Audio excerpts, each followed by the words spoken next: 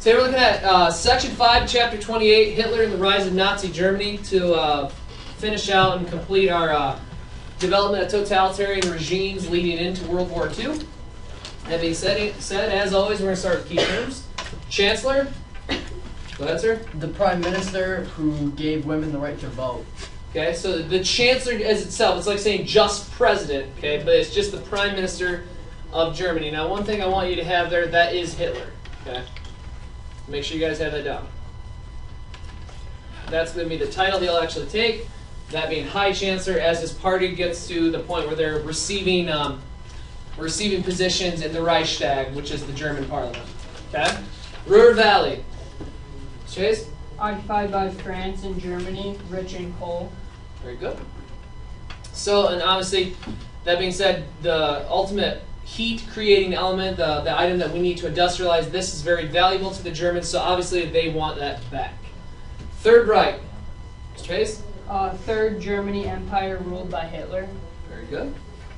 Now this is the item here, and this is, if you analyze this, believed to dominate for more than 1,000 years. Okay? That's basically the same message that Mussolini sent the Italians. They're going to make the Mediterranean Sea a Roman lake. Revival of the Roman Empire. So you can see these guys have a lot of promises going for them, and ultimately they're going to have to use fear in the military to make sure that they actually go through. Hitler will be far more successful than Mussolini, though.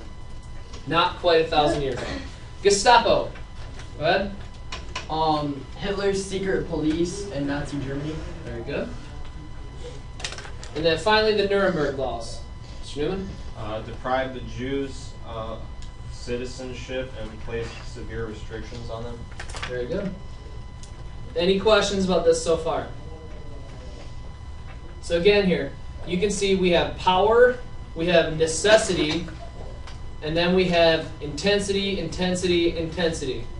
All of these check marks are the application, okay, as far as how Hitler is going to be ruling his people or how he's going to ultimately be oppressing his people. Excellent. Number one, the only issue on which Germans of all classes supported the Weimar Republic was their approval of the Versailles Treaty. True or false? Go ahead, Lily. Germans of classes condemned the Weimar Republic and their approval of the Treaty of Versailles. Very good. Okay, vehemently protested because, again, that Treaty of Versailles, the Versailles Treaty, is going to ultimately restrict almost everything that the Germans had and the economy held dear. Because the ultimate goal of that is to keep the Germans weak. Excellent. Number two, as the leader of the Nazi Party, Hitler promised to end reparations, create jobs, and rearm Germany. True or false? Mr. Robinson? True. Absolutely true. Excellent. Number three, unlike the fascists, Hitler's Nazi Party expanded women's rights and offered them new and exciting opportunities. Go ahead, Ms. Rudd. False. The Hitler's goals were to keep women in the home and out of the workforce, and it applied to the more privileged, and they were rewarded for having more children. Very good. Think of it like that. Okay? And you have to ultimately understand that's the reduction of basically anything that you are as a female almost to a very animistic state, meaning your sole purpose is to have kids, almost like a farm animal if you guys own farms. Obviously, you continue to breed the animals to expand your stock. That's his mindset here. Women are expected to have large families to ultimately serve the fatherland, which you're going to hear that quite a lot, especially when we watch Boy in the Striped Pajamas. Oh my gosh. Okay, everything is for the goals of the fatherland. And again, this whole mindset here that I want you guys to have as well is that self is less than state. That applies here as well. So make sure you have that down. Okay, you are less than the government. Everything that you do in your existence is dedicated to the fatherland, that being Nazi Germany. Excellent. As part of Hitler's scheme to purify German culture, the Nazis supported Christianity and allowed freedom of religion. Lily. No, they did not allow freedom of religion. They persecuted the Jews for being different and went to extremes and followed anti-Semitism. Hitler also wanted Lebensraum, or living space for all the people. To do this, Slavs and inferior races must bow down to Aryan needs. Very good. Okay. Now, this is a distinct difference between Hitler and Stalin. Stalin calling for the atheist state. Hitler's not doing that, but he's going to take all the different versions or sects within Protestantism or Christianity, Protestant-based Christianity, and make it into one single German church. Okay? And the whole mindset there is if you all have to follow and believe the same thing, there can't be any uprisings. Now, one thing, and this is how wonderful of a guy Hitler is, obviously, that's a joke.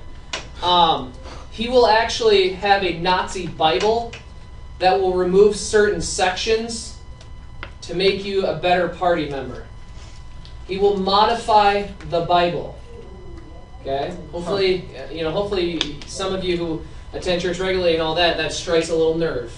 Okay? Because this guy has such a disregard for religion, he's going to change it to make the country stronger. His country stronger. Okay. Although most Germans were won over by Hitler's fiery speeches, which this guy, if you pull up a YouTube speech on him, he almost looks like he's attacking you with words the whole time. Unless there's subtitles, you don't really know what he's saying at all. But it is somewhat inspirational. Okay. Although most Germans were won over by his fiery speeches and economic successes, few spoke out against his rule. Miss Langer. True. Absolutely. Now, why would they not speak out? Anyone? Kaufman? If they spoke out, he basically sent them to a camp and killed them. Very good. If you spoke out, you are officially an enemy of the state and you are no longer needed in the country. Unless they want to use you for hard labor. Okay? Total fear. So after true rate, total fear. That's what you're living in here.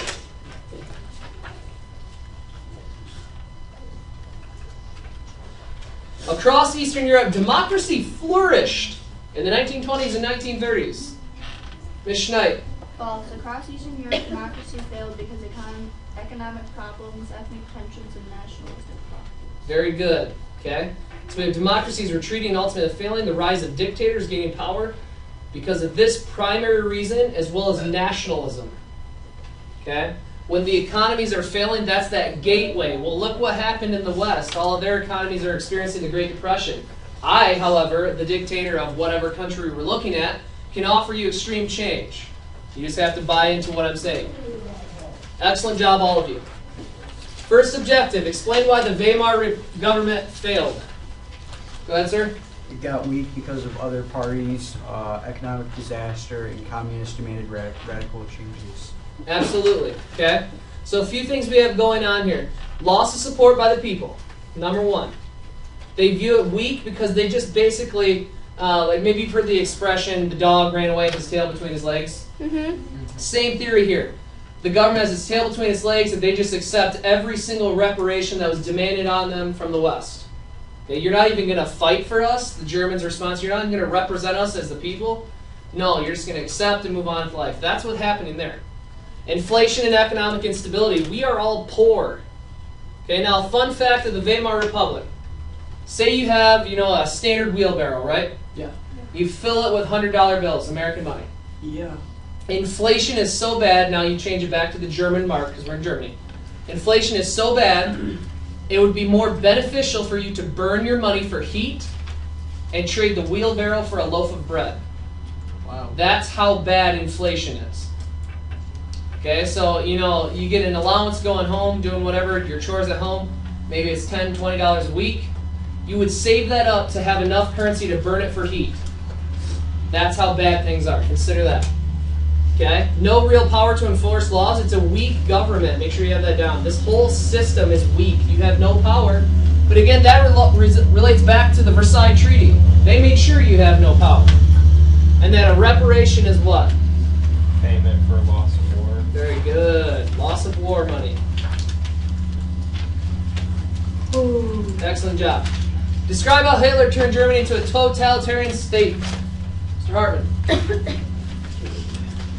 Promised to end reparations and create jobs, rearmed Germany, suspend civil rights, destroyed socialists and communists, purged his people, demanded blind loyalty, recalled past glories, controlled all areas of life, and the Gestapo. Good. Okay, we're going to spend a little bit of time here because we got a lot going on. So, number one, they take positions in the Reichstag, which would be like saying, you created the political party of chair. You're the chairman of said party. Your people are gaining popularity, so now you, the members of the chair, are now part of the U.S. Congress. Okay? It's the same thing, Congress to Reichstag. Does that make sense? Yeah. That governing body there. Okay, so these people are getting positions, and eventually Hitler, through intimidation and success, is elected the High Chancellor of Germany. Ultimately, he has the most power. He's going to suspend civil liberties. If you are all equally miserable, there's nothing to revolt about. So you can't speak up against the government. Disband political parties. If you get rid of, say for example, Republicans get rid of the Democrats, who are they going to be challenged by in elections? Nobody. Just members of their own party, and ultimately that, they're the most correct, so cool, elections go through the breeze. Execute those who are not loyal. You speak out against the government, those are the last words you'll say. Fear. Okay? Use the Gestapo to enforce rule of law in the Third Reich. Again, these are the people that are doing the executions. Alright? The secret police. Nuremberg laws. We're going to go ahead and blame the Jews for almost everything. Okay? That's that scapegoat theory. Something doesn't work as quite as planned, it was the Jews' fault. Okay? That's how he will operate. Now, I want you to make sure you have Kristallnacht down. That's the night of broken glass. Nuremberg laws are passed, which create the event known as Kristallnacht. How this works, okay? On this night, the Gestapo will travel around attacking, burning down Jewish businesses. So say, for example, student A, student B. Well, student B's family happens to be Jewish during this time period, and their family owns a butcher shop or whatever. And the Gestapo would travel to the butcher shop, burn it to the ground, and then charge that family for the damages to the area. They would make them pay for their own building burning down. Does that make sense? Mm-hmm.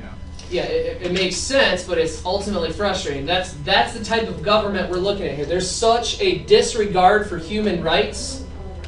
Your house catches on fire, they're going to make you pay for the fire department putting out the fire. After it burned to the ground, though, we're going to make sure there's nothing left there. Okay? Purge the culture and set up Nazi and Hitler youth. That's the same thing as far as what Mussolini's doing. We're going to start programming you from a very young age. Just forget regular schooling. Gentlemen, you're going pro-military. Women, you're going to be infused and almost programmed to the point that you feel as though, if you don't have 6 children, you're a failure to the government. Or more. Okay? But again, that's what the government wants you to do here. Blonde-haired, blue-eyed women, you're even more well off than your counterparts. Okay? Excellent. Move forward. Describe how fascist leaders gain power in Eastern Europe. Mr. Harmon. Economic problems, nationalistic movement, and ethnic tensions. Very good. So nationalization movements, seeking stability and strong government. Great Depression, ultimately that's that econ problem here that Mr. Harmon just said. And then fascist leaders appeared to offer promise and change. So fascist leaders offer promise and change. And I want you to make sure you have bug zapper. Okay? Because here's your fascist leader here, your little bug zapper here, hanging out off the porch at night in the summertime. Here are the people. Okay? We're all poor over yonder here. But this is bright and exciting, right? This person's going to tell you you can have jobs, you can have schooling, free milk for your kids, you'll never starve another day. So, man, that sounds pretty good. We're going to move a little forward here. Okay? Then you tell your neighbors that. Oh, blah, blah, blah. Mussolini says, our children are going to school for free and we'll never starve. Man, we're going to move a little closer. Wait a minute. That means that I have to give up everything I've known culturally. Well, now you're too close and it's not good for you. Okay? That's the theory of a dictator. They're going to give you so many promises and get you to that point where, there's really no other option. You have to go that route. Then you're in too far. I'll come back to this. Don't forget, these are your objectives. Now, you do have to make flashcards for these. I know I showed this slide yesterday, but I want to remind you one more time. Okay? Ooh. And that's what we're going to go with for today. Excellent job.